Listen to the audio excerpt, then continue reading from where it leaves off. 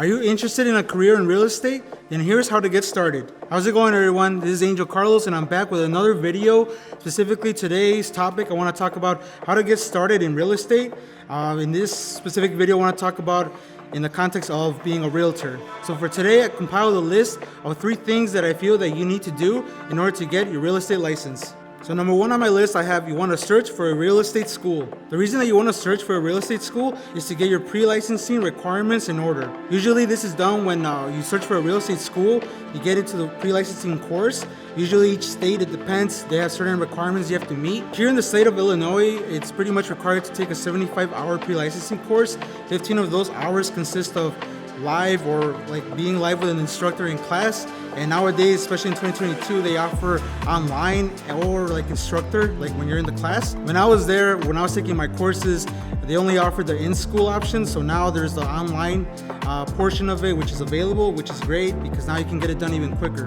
And then if you are taking the option of the in-person classroom with the instructor, I recommend that option better because there you actually get the experience of sort of asking questions when the instructor is going through certain chapters or courses or certain applicable case studies, you could say, or scenarios having to do with real estate, which is good because when it comes to actually working as a realtor later on in the business, you're gonna be asking the same questions, or you might have the same questions to your mentors or your sponsoring broker. So right there, you get a feel for what the real estate business might be like when it comes to certain legality or certain aspects to what to do once you are actually working with a buyer or a seller. And number 2 on my list, I have study and pass for the state exam. So once you've completed your pre-licensing course and completed the instruction, whether you took it online or in person, those requirements, now you can actually prepare and study for your state exam.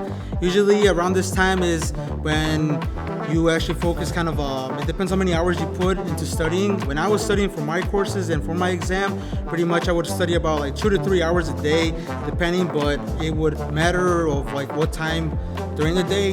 Sometimes it'd be in the morning, maybe 1 hour, sometimes in the middle, throw in another hour. Then at night, if I had extra time, I would throw in 2 extra hours or so. So it really depends on the day or my schedule, but most of the time, we would study more than 2 hours a day. But just to get an idea that you wanted to finish it quick, because at the same time, if you can't really get through studying for this course to get your exam, imagine once you're actually working as a realtor, how far and beyond you're gonna go for your clients, right? So just put that into mind and think of it like that. So the test consists of 2 parts, the national and the state portion. The national portion consists of 100 questions, and then the state portion consists of 40 questions. In some exams, you might see like 10 additional questions, but those are not, or like how you could say, unscored questions. So pretty much you really have to worry about passing those 140 questions. You get about 90 minutes or 2 hours or so to pass the exam. And then usually they require a 75% score, which is pretty much, you need a D kind of, man. You know, if you really think about it, you're a few points away from a D. So technically, if you could pass with a D, then, you know, you should be fine. But other than that, you know, like when I took my exam, they don't really tell you your score, so you just go up there and then they just kind of explain that, hey, congratulations, you're a realtor. Or if you did not pass, then pretty much they kind of hand you your sheet and then, you know, go back to the drawing board pretty much. And from what I remember, when I took the exam, pretty much the real estate exam will consist of terminologies or terms simply in the context of real estate, and then also will include case studies, sort of scenarios of like, you know, if buyer A does this and buyer B, or, you know, John Doe does this and that. But they'll throw certain scenarios in there just in case, just to kind of, you know, you get a feel of what you kind of learn about. And then, you know, it's pretty straightforward. But I think one of the other things that you have to make sure you don't forget to study for is the real estate math, because certain things that you learn in the course or equations are going to be there. Just have this in mind that a lot of those things aren't really going to be in the real world once you're actually working in the field.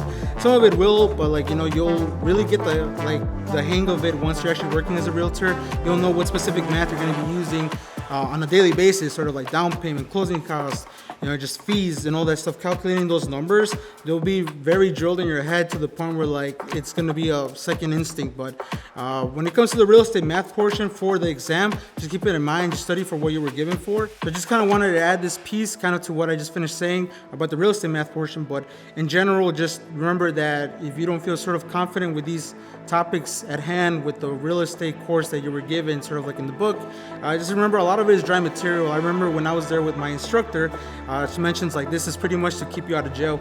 Just know the laws, know the game, and then once you actually start in the actual career, it's very different. It's a whole different game that you have to pick up and learn, such as sales, communication, marketing. It's a whole different ball game. But just so you know that if you're not feeling as confident when it comes to just the dry material, just don't worry. The other completely side of the real estate world is completely different. So once you have studied and put in the hours and you feel ready and confident enough to go take the exam, usually the school will give you some sort of website that you can sign up on, and then from there you schedule a date and time for your exam. When I signed up, I remember usually they have certain locations. I remember mine being a location close by. They have I think a radius or certain distance from your location and stuff, or place of residence. And where I went, I remember we're going to H&R Block, so it was something some sort of office space where it's a little quiet with computers and stuff, testing site, you could say, your spot. So pretty much when I signed up, it was pretty straightforward. I got there, and then I think it was a 90-minute or time frame. I think it was 2-3 hours, somewhere in that time frame that they gave me to take the exam. I remember just going in there feeling okay, and then there was little math, if anything, and then most of it was just case scenarios. So for the most part, it's pretty straightforward. So if you feel nervous or you're kind of worried about what's going to be included, just like I mentioned in the beginning, just kind of study for what you were giving in the course. Certain chapters you want to make sure that you learn, or you kind of keep in mind that they're going to be hardly focused on, because I remember for the state portion, there's a certain chapter that's literally just for the state portion exam, right? So that chapter you want to keep in mind, right? Certain things or certain examples like that. But yeah, just if you feel confident, once you feel confident and ready to go, I say the sooner the better. So number 3 on my list, once you've actually passed the exam, I have search for a brokerage. I know in certain states they give you a certain amount of time for you to activate or hang your license under a brokerage, or find a brokerage, a sponsoring broker. So pretty much, I remember for this state, I believe it's 1 year or 12 months. So gives you enough time to explore options here, interview brokerage offices, and get an idea of what's available in the market here. And pretty much, I remember when I went literally the first 2 weeks after I took my exam, so not right away, but within that time frame. And I was just looking at options online. One of the things I recommend nowadays is actually to look for a brokerage online. Start your search there at least. And to me, a big, red flag is right off the bat is if they're not online, if a brokerage office is not online or doesn't have an online presence in 2022, that's a big red flag. So by sponsoring broker or a brokerage office, I'm referring to a Remax, Keller Williams, Century 21, sort of like that. So those are some examples. And one of the things that I usually recommend is, test out here, what's in your area, kind of what's available, because there's a variety of options and there's a lot of things that they could offer. So when you're looking for a sponsoring broker or a brokerage office to join, one of the mistakes a lot of newcomers or incoming realtors that they make is focusing too much on the commission splits.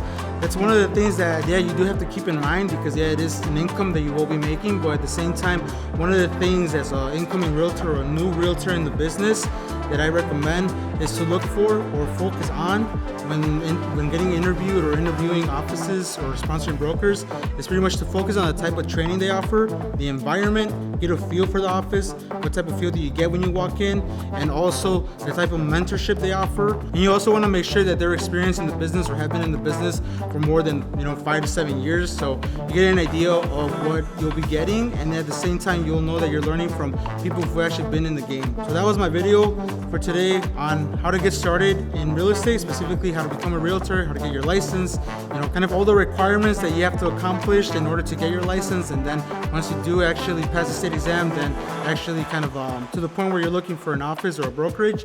So those were pretty much my 3 key points, and then just kind of additional little points that I added in there, just so for any incoming realtors that can benefit from this. And one last thing, once you're licensed, remember to be ready to put in the work.